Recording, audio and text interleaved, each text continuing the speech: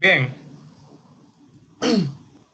bienvenidos. El día de ayer estábamos estudiando acerca de todo lo que es el ciclo, ¿verdad? O la vida del software, de desarrollo del software, las distintas etapas por las cuales pasa, desde la concepción hasta que ya es un producto entregable y que lo podemos utilizar ya en producción.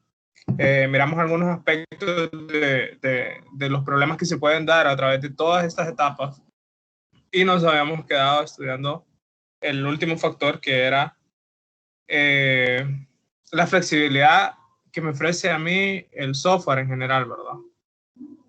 En general esto se refiere básicamente a que yo tengo un problema de la vida real, ¿sí? Yo quiero resolver un problema de negocio, una necesidad de negocio. Entonces, ¿cómo lo puedo abordar o qué programas hay para resolverme ese problema? Y acá es donde los distintos lenguajes de programación a mí me ofrecen una solución. Recuerden que todos los lenguajes de desarrollo son también de propósito general, ¿verdad? No están enfocados realmente a resolver un problema específico de negocio como tal, sino que nos ofrecen o son herramientas para nosotros poder hacer las necesidades que tengamos, ¿verdad? O sea, no es que el lenguaje de programación está hecho específicamente solo para problemas que se pueden dar en un banco o que se pueden dar en una cooperativa o que se pueden dar en una universidad. En realidad, los lenguajes de programación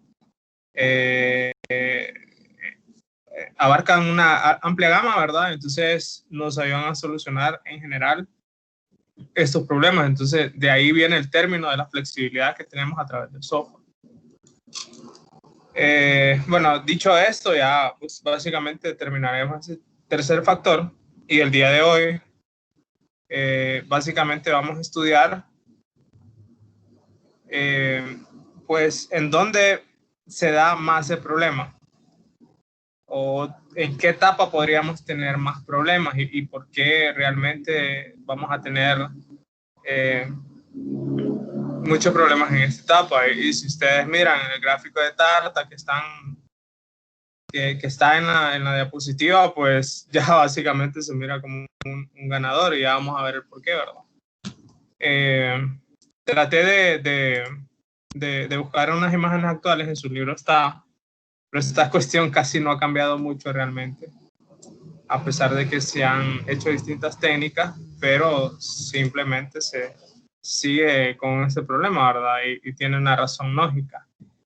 Si ustedes se fijan, este pastel que tenemos ahí básicamente dice que en esta parte, la parte de análisis se lleva un 6% de todo el problema del software. Por ahí tenemos que el diseño un 5% de esfuerzo, ¿verdad? Recuerden que este es como el esfuerzo que se hace, el costo que tiene en general para realizar una aplicación. La implementación, pues, si ya tenemos algo hecho, no nos lleva, si ya tenemos algo hecho, básicamente no nos va a tomar 5 meses implementarlo, ¿verdad? Depurar, pues no lleva un costo grande del total de proyectos, sin embargo se lleva su buen pedazo, pero esto no quiere decir que se lo lleva todo, ¿verdad? Entonces, esto es lo que ustedes van a ver en el libro. Luego por ahí, si ustedes miran otra gráfica, simplemente se mantienen como los mismos números, la misma tendencia, ¿verdad? Y esta es una gráfica más, un poquito más actualizada. Y donde realmente se lleva el costo total o el mayor esfuerzo de un software es en el mantenimiento. ¿Y por qué? Porque el mantenimiento es continuo, ¿verdad? Una vez nosotros sacamos un producto a producción, hacemos un software, tenemos un desarrollo, básicamente lo que vamos a hacer es, primero, si se fue con bugs el programa, o si se fue con problemas, resolverlo, ¿verdad? Entonces eso es un mantenimiento. Si surge una nueva necesidad de negocio, pues es que tenemos que hacerle mantenimiento a ese sistema, ¿verdad? Y así continuamente. Entonces es como una labor que nunca va a terminar. Y es lo que se puede ver en esta siguiente gráfica, ¿verdad? Nick, Que una consulta. realmente, dígame. En el caso de que, digamos, el cliente desee eliminar algo que ya no vaya a necesitar su empresa, también entraría en mantenimiento, ¿verdad? Claro, claro, porque ya es como un feature, así se le conoce comúnmente, ¿verdad? Un feature o una característica que ya entra en desuso, ¿verdad? Ok. Entonces es parte del mantenimiento como tal. Entiéndase mantenimiento como esa etapa en donde yo estoy agregando o quitando cosas, ¿verdad? Entiéndase desde esa perspectiva. Entonces también el tema de, si ustedes se fijan, en general, adición o modificación de funcionalidad se lleva una gran parte de todo el ciclo de software, porque realmente es continuo eso, ¿verdad? Reparación de fallas de desarrollo se lleva un poco, y adaptación ambiental. Entonces, viendo este gráfico, abordando este problema, podríamos decir la importancia de crear un código de calidad, ¿verdad? Que era un poco de lo que hablábamos ayer.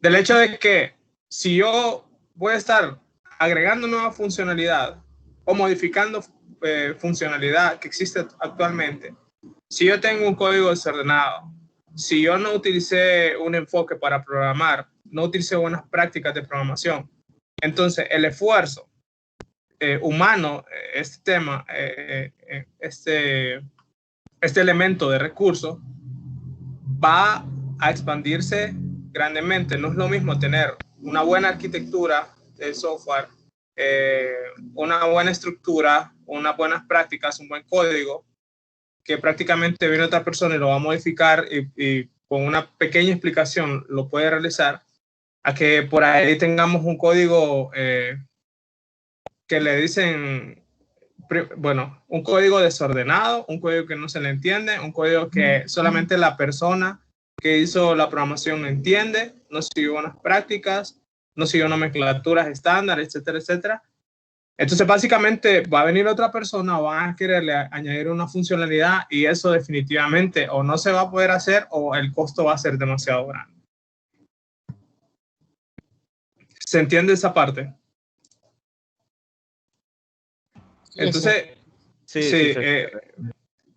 entonces por eso es la importancia de que nosotros tengamos buenas bases. ¿Sí? Y todo realmente este capítulo gira en torno a hacer un poquito de conciencia de que realmente esto no solamente se estudia porque hay conceptos y todo esto, se estudia con el propósito de afirmar los conocimientos que tenemos y llevar buenas prácticas, ¿verdad? Cuando ya vamos a realizar nuestro desarrollo de software, ¿verdad? Si vamos a hacer desarrollo para vender, desarrollo comercial, desarrollo para una empresa, la calidad es muy importante. Bien, entonces, dicho eso, de que la parte de mantenimiento, del mantenimiento, conocida como la adición o modificación de funcionalidad, se lleva una parte importante del desarrollo en el ciclo de vida de software. Y por ende se deben de aplicar buenas prácticas de programación, se deben de aplicar paradigmas que más se adapten a eso, para que la modificación del código sea fácil, para que ya sea agregar un nuevo feature o quitar un nuevo feature o modificar uno no sea tan complicado, ¿verdad?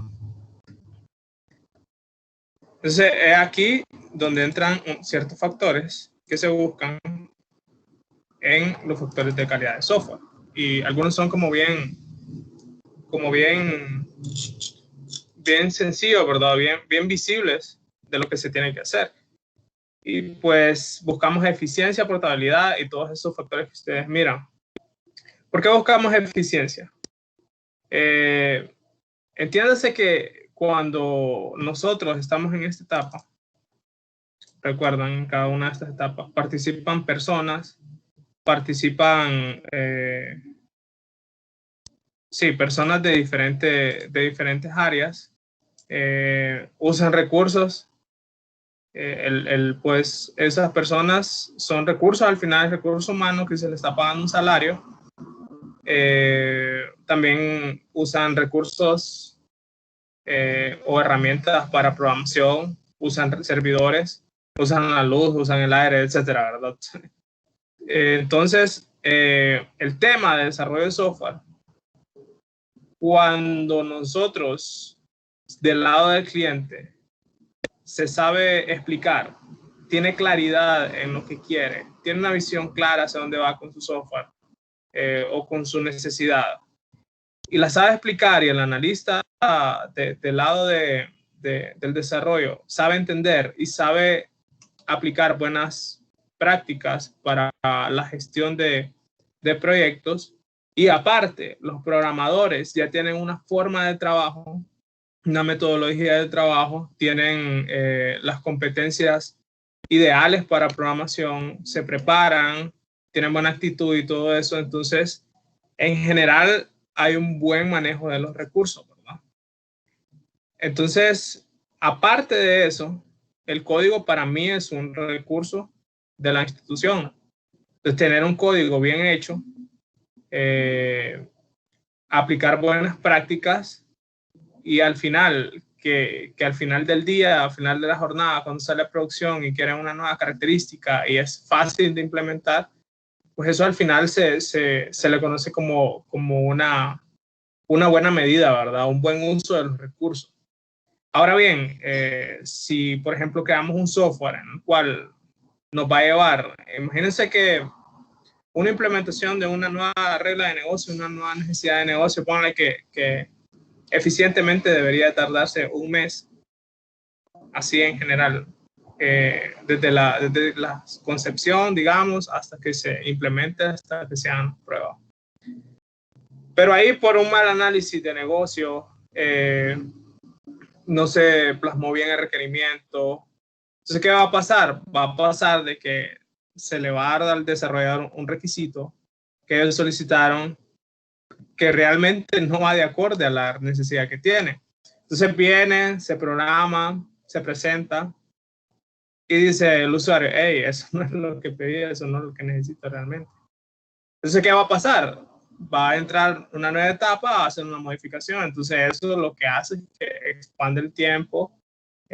Muchas veces probablemente se puede tirar a la basura el desarrollo de una persona y a volver a empezar, ¿verdad? Entonces, prácticamente todo el tiempo que estuvo ese programador realizando esa nueva funcionalidad fue de nada, se le pagó de nada, ¿verdad? Imagínense que estuvo 15 días, 20 días, un mes. Entonces, es un mes de salario de una persona, considerando otros insumos, ¿verdad? Bueno, la luz, el uso de la computadora, la depreciación de todo eso. Entonces, al final es un costo para la empresa. ¿Por qué? Porque alguien no se supo explicar.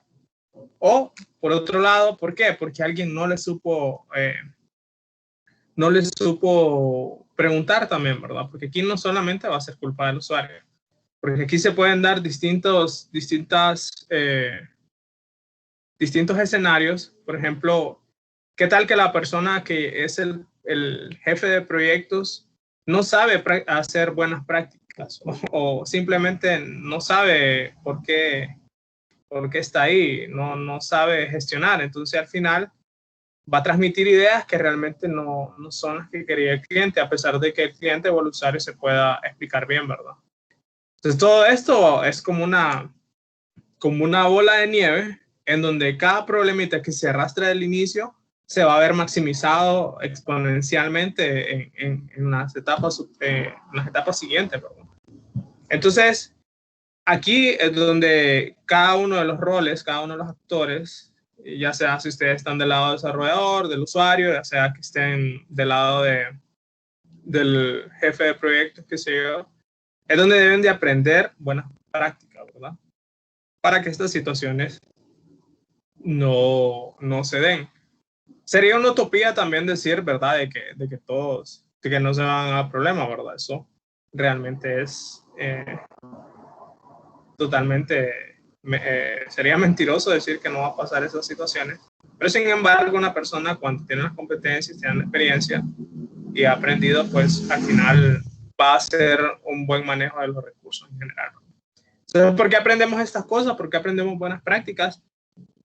Básicamente es porque al final esto se traduce en calidad de software, y calidad de software al final es reducción de costos, así de manera bien simplista.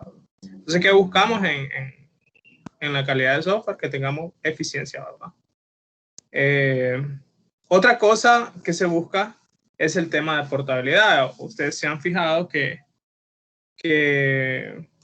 últimamente pues los sistemas se deben de transportar de un lugar a otro y prácticamente ser transparentes para el cliente.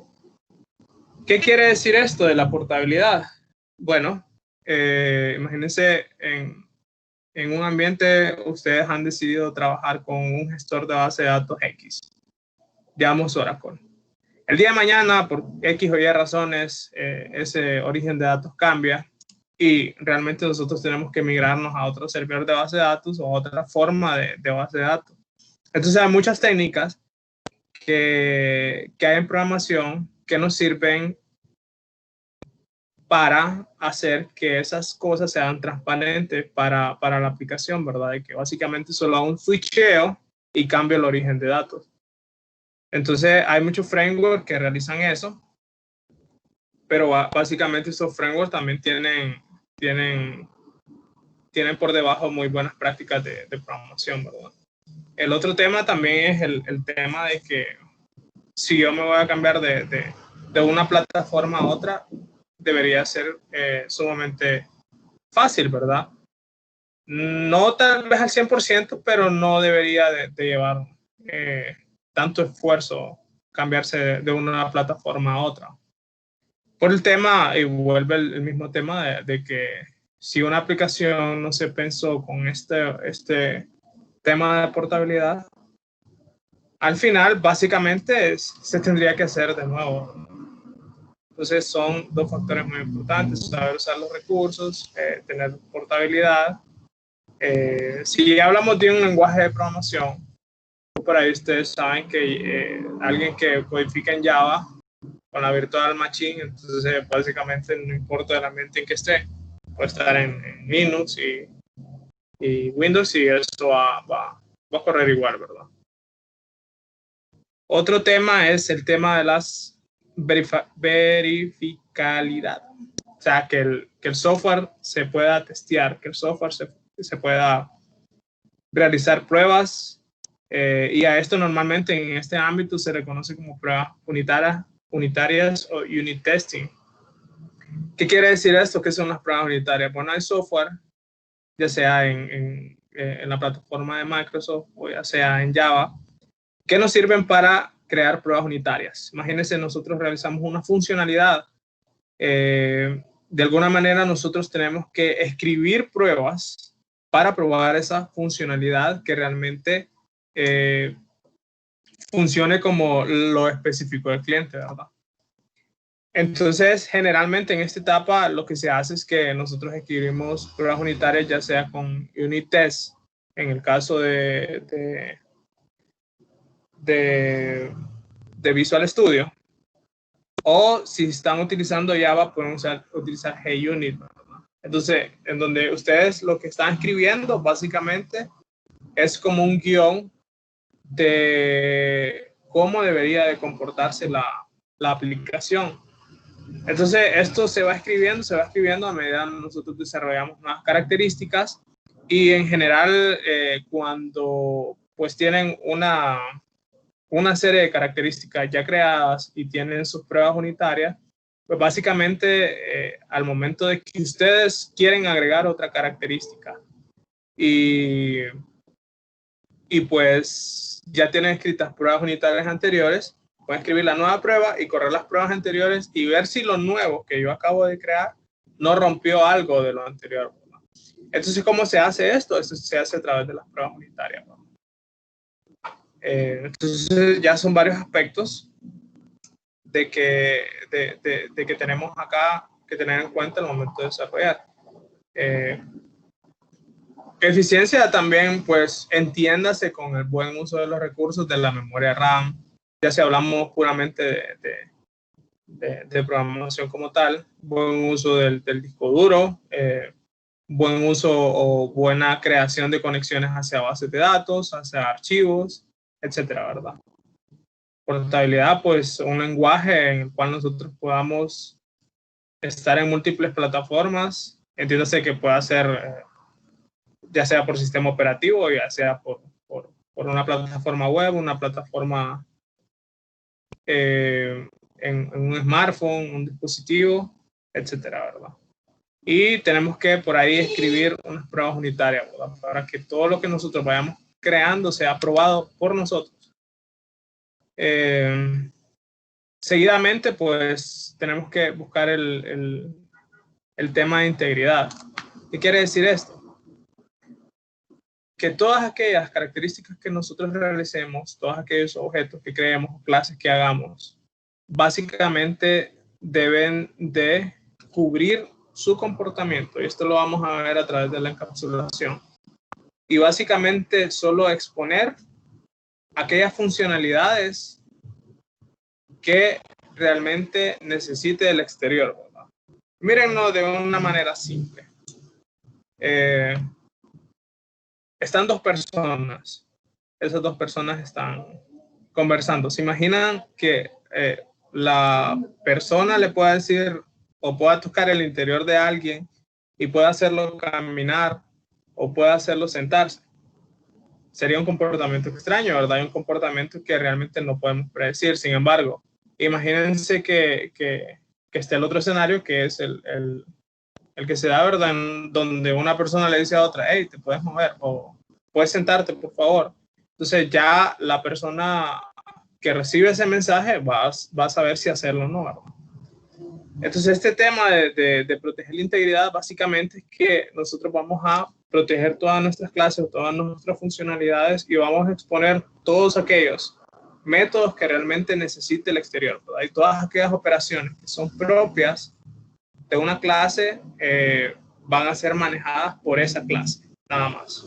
Si no va a venir alguien y va a modificar su comportamiento externamente, sino que lo hará a través de los métodos que ella considere que son correctos. Otro de los factores que vamos a ver acá es que sea fácil de utilizar. Y fácil de utilizar no solamente engloba la parte gráfica, ¿verdad? Y hay un término acá que se utiliza bastante, que es la experiencia de usuario. La experiencia de usuario básicamente es aquella rama que se está encargada de ver qué tan fácil puede y qué tan amigable puede ser una aplicación para un usuario final, ¿verdad? Debido a que una aplicación puede ser muy útil, pero puede ser muy difícil de manejar. O puede ser muy fácil de manejar y no nos puede servir. En ambos casos, pues se pierde, ¿verdad? Sin embargo, la experiencia del usuario, el user experience, pues esas son las siglas que ven ahí, UX, lo que nos hace es analizar realmente cuál va a ser o cuál va a ser la satisfacción del cliente al usar nuestra aplicación, ¿verdad? Y vuelvo y repito, no solamente es en el tema de gráfico, ¿verdad? Esto también se puede aplicar cuando nosotros creamos servicios y otros terceros van a consumir nuestros servicios, ¿verdad? Entonces imagínense que tenemos una aplicación que expone servicios para una banca electrónica y nosotros creamos un web service o un API REST, una API, y esto sea muy complicado de utilizar, ¿no? Que la forma de conexión sea muy complicada, que los métodos o aquellas características se llamen bien complicadas, que no sean bien intuitivos. Entonces es un software que podemos decir que no tiene muy buena calidad, ¿verdad? Entonces, siempre tener en mente que lo que creemos o lo que hagamos, llámese pantallas o llámese también servicio web, sean fáciles de utilizar, ¿verdad? igual podemos hacer librerías nosotros que otros consuman y tienen que ser bien intuitivas de usar, bien documentadas si es posible, pero que al final del día no sea tan complejo, ¿verdad? Y esto obviamente está tras un análisis anterior, ¿verdad? Esto tampoco es que va a salir a la primera. Simplemente es una combinación entre tener buenas bases conceptuales y hacer tomarse un tiempo para pensar qué es lo que yo voy a exponer a otras personas. Otro factor de calidad es el tema de corrección. El tema de corrección, pues ya lo hemos tocado, que es básicamente decir que si yo voy a aplicar una mejora, si yo voy a aplicar una corrección, pues básicamente no tiene que ser muy complicado de hacerlo, ¿verdad? Un software de calidad también es robusto. Quiere decir que en comportamientos extraños, por ejemplo, se cayó la red, se cayó la base de datos, qué sé yo, pasó una circunstancia externa que no se había previsto. Entonces ese software realmente sea a prueba de fallo, ¿verdad? Ustedes van a ver en la experiencia, cuando les toque, si ya les ha tocado alguna vez, llámese en el software o en otras situaciones, que muchas veces uno hace una planeación, pero todos los escenarios no se los imagina uno, ¿verdad? Es bien imposible hacer eso. Entonces, ya cuando el software está en producción, la gente lo está usando, pues se presentan muchas situaciones que no se contemplaron. Pero ahí es donde entra el tema de que qué tan protegido tengo mi sistema a prueba de fallos. O sea, aunque no hubiera previsto esas situaciones, si yo tengo un buen manejo de secciones, si yo tengo un buen manejo de esa parte, entonces no va a afectar tanto mi sistema, ¿verdad? Entonces esa es otra cuestión que debemos hacer. No siempre crear software como si todo va a ser perfecto, porque eso no pasa realmente. Otro tema acá que es la extensibilidad, que básicamente es cuando ustedes tienen una buena arquitectura, tienen un buen diseño, un software. Entonces básicamente cuando surgen nuevas necesidades, expandir para que tenga más características no debería de ser muy difícil, ¿verdad? El tema también de reutilización. Muchas veces ustedes van a crear software y probablemente van a querer reutilizar ciertas clases en otros proyectos que son comunes, ¿verdad? Y si ustedes tienen bien hecho un programa, lo pueden reutilizar ya sea para otro proyecto, bien ya sea para otra clase también, ¿verdad? Les doy un ejemplo.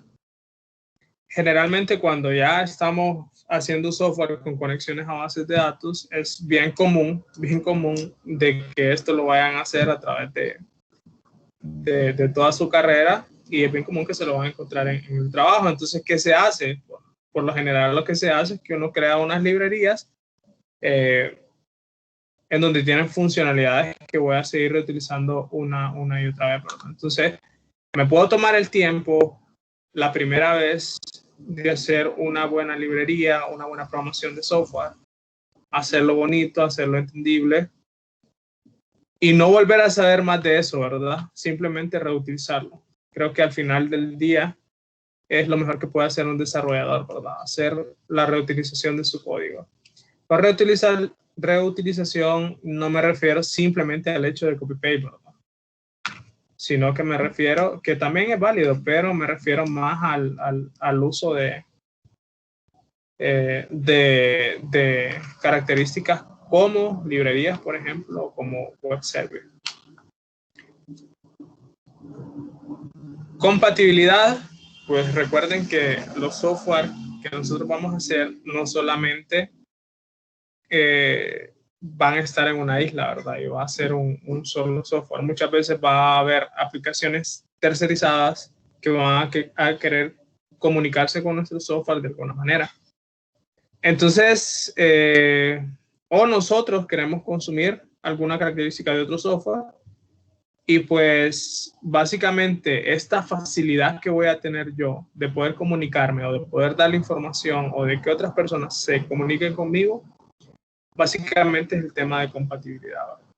Entonces, cuando ustedes tienen cubierto todos estos factores que hemos visto, entonces nosotros podemos decir, hey, nuestro software es un software de calidad, ¿sí? Obviamente no al 100%, van a cubrirlo todos, pero sin embargo, si se cubren un mayor porcentaje de estos, pues van a tener un buen software y van a ser buenos desarrolladores, buenos profesionales que escriben código no solamente para ustedes, sino para la persona que venga detrás de ustedes. Bien, entonces, teniendo esto presente y habiendo hablado y habiéndole hecho un poco de conciencia del tema de que realmente el desarrollo de software no es sencillo, pero no imposible si nosotros conocemos los conceptos, si nosotros tenemos una visión general. Entonces ya con eso ya prácticamente podríamos pasar ya al tema en sí de lo que es la programación objeto, ¿verdad? O dar una introducción de lo que es la programación orientada a objetos, y uno de esos términos que vamos a ver es el tema de la abstracción.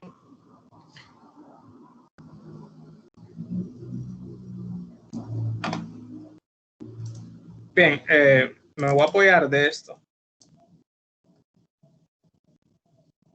Pues yo les comentaba anteriormente que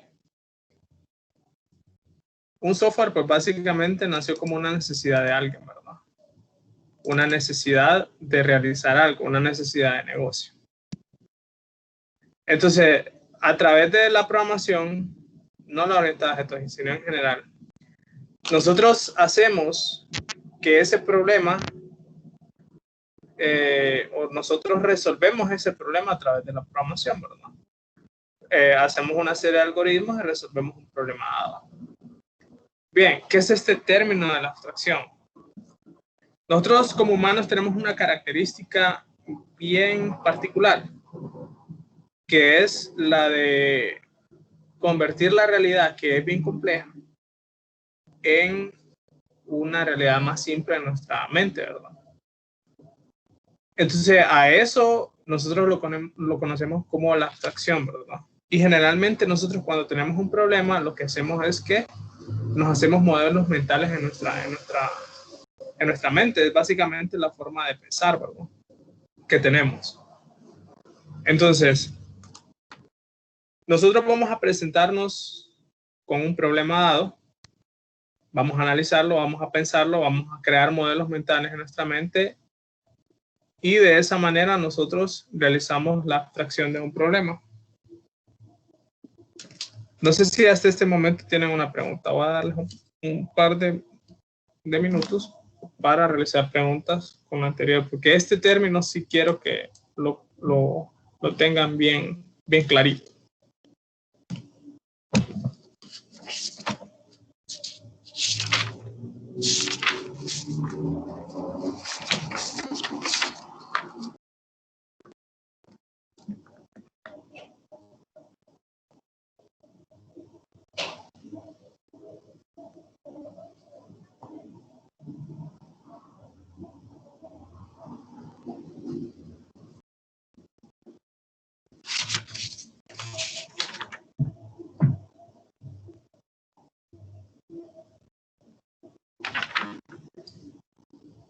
Bien, no hay preguntas, entonces continuamos con esto. Bien, hablábamos de que nosotros vamos a tener un problema, se nos va a presentar un problema, ¿verdad? Básicamente, hacer un programa no es más que hacer una descripción abstracta de ese problema, ¿verdad? Y lo resolvemos a través de métodos, a través de procedimientos, etcétera, etcétera. Entonces nosotros como que hemos agarrado la realidad de algo y la hemos programado y la hemos plasmado, ¿verdad? Pero al final ese es un proceso en donde nosotros hemos abstraído la realidad, ¿verdad? Pero ¿cómo hacemos esto? Pues lo que hacemos es agarrar las partes esenciales de lo que nos interesa a nosotros. Si yo en este momento o ustedes miran un carro, por ejemplo, ¿cuáles serían las partes esenciales del carro? ¿Qué realmente a nosotros nos interesa? pues básicamente unos medirán el color, por ejemplo, o otros medirán el número de llantas, otros medirán la marca, otros medirán el tipo de motor que tiene, y así sucesivamente, ¿verdad? Pero ¿qué es eso al final? Al final ese es un proceso mental que ustedes tienen en donde lo que hacen es que agarran las características fundamentales de ese objeto, que en este caso es un vehículo, y las describen, ¿verdad? Y así ustedes han hecho una abstracción de lo que es un vehículo o la conceptualización de lo que es un vehículo. Entonces, ¿qué cosas nos interesan a nosotros cuando hacemos el proceso de abstracción mental? Pues básicamente lo que nos interesa son las características fundamentales y el comportamiento que tiene un objeto. Si yo les digo cuál es el comportamiento de un vehículo, pues, ¿qué me dirían ustedes? ¿Qué hace un vehículo? A ver, lo pueden leer un ratito en el chat que me contesten. Vamos a hacer este pequeño juego mental.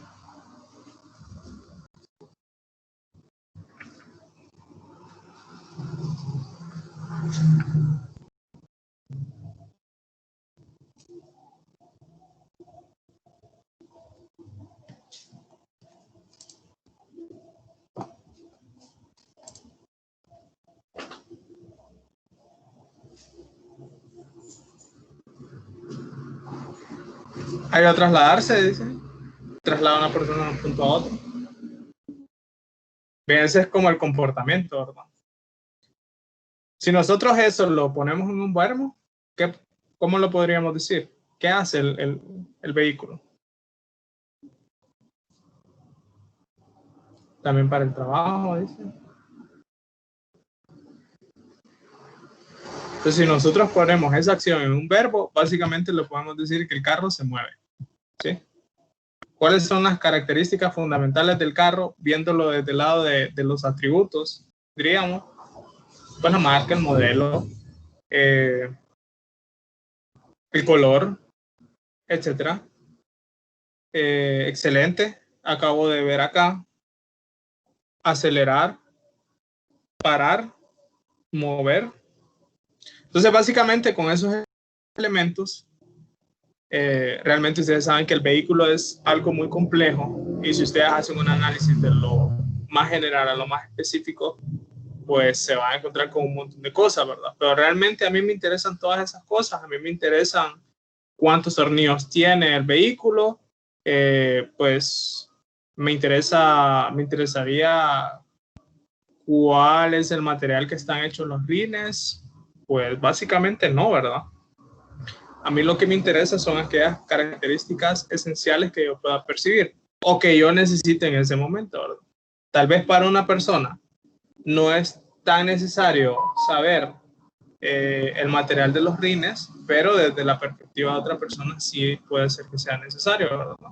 Entonces, bajo este análisis, siempre que nosotros vamos a realizar un análisis o vamos a realizar un proceso de abstracción, de sacar las partes fundamentales de algo, entonces tenemos que colocarnos en una perspectiva, ¿verdad? Y la perspectiva en la cual nosotros nos colocamos tiene que ser aquella que realmente nos interese, ¿verdad?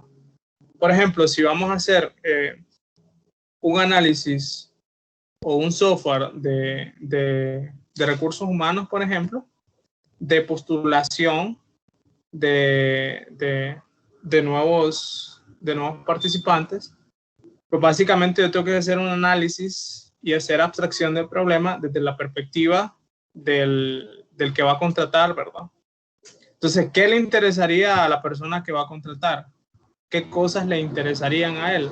Ya sea de la postulación, ya sea del postulante. ¿Qué le preguntarían al postulante? Pues le preguntarían, por ejemplo, el nombre. Le preguntarían, por ejemplo, su fecha de nacimiento. Le preguntarían, por ejemplo, dónde vive, cuáles son sus títulos, las referencias personales, etcétera. ¿Creen que al de recursos humanos le interese saber, por ejemplo, qué tipo de marca de zapato utilice? ¿O que le interese saber qué tipo de color de faja utilice o cómo ande vestido. Entonces, hay muchas cosas que la realidad nos va a presentar, pero no son importantes para nosotros. Entonces, ¿qué es lo que tomamos nosotros? Pues tomamos solo aquellas cosas que nos interesen, ¿verdad? Y de esa manera, nosotros simplificamos realmente la realidad en nuestra mente. Y lo mismo pasa con la programación. Vamos a tener un problema. Ese problema nosotros lo vamos a analizar, pero solo vamos a sacar aquellos elementos que nos interesen. Y aquellos elementos, entiéndase como los objetos como tal, y como los atributos y el comportamiento de esos objetos. Por ejemplo, ya ahorita ya les di un adelanto de lo que sería un objeto, que básicamente sería el vehículo, en este caso, el postulante, el empleado, y cada uno de ellos tiene sus características, ¿verdad? En el caso del vehículo, pues teníamos el nombre, la marca, el modelo, el peso, y teníamos también su comportamiento, que era mover, frenar, caminar, andar, encender, etcétera, etcétera. Esos serían como parte del comportamiento del vehículo, ¿verdad? Entonces, estos ejercicios mentales que vamos a hacer nosotros, entonces, consiste en eso, ¿verdad? En hacer abstracción de la realidad, en crear modelos mentales de manera simple y tratar de modelar la realidad de manera simple, ¿verdad?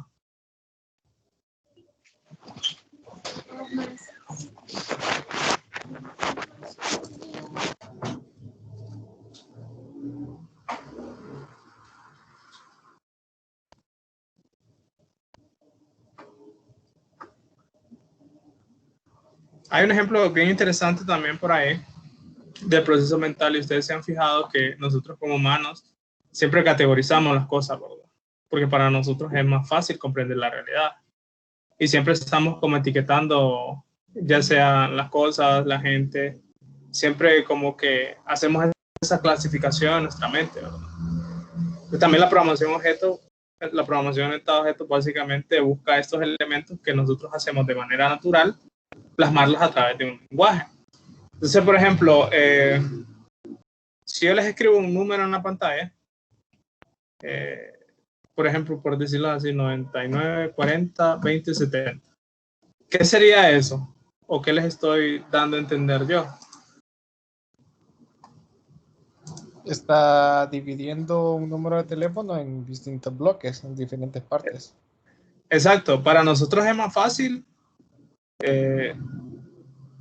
pues, dividir un número de teléfono en distintos bloques, ¿verdad? Que aprendernos todo el número en general. Pero a pesar de eso, también nosotros, ese conjunto de valores que les acabo de dar, por ejemplo, le colocamos un nombre. ¿Cuál fue el nombre? Número de teléfono. ¿Por qué?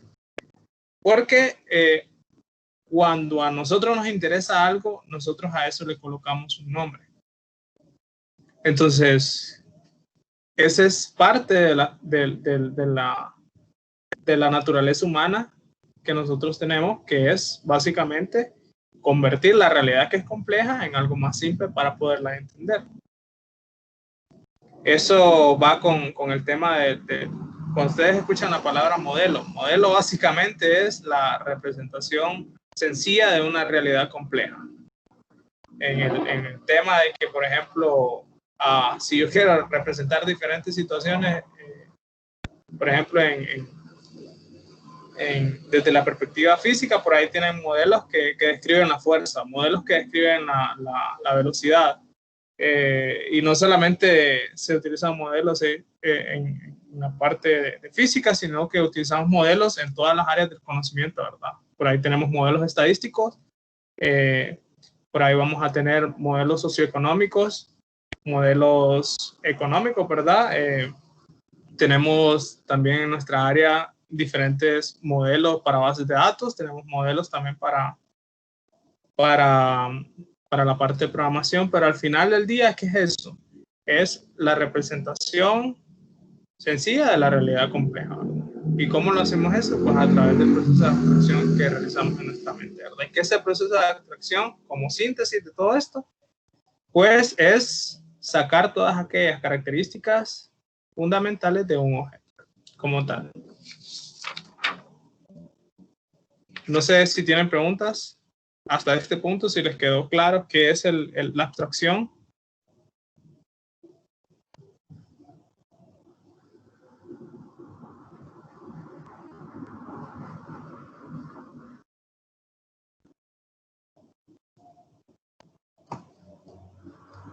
¿Estamos bien?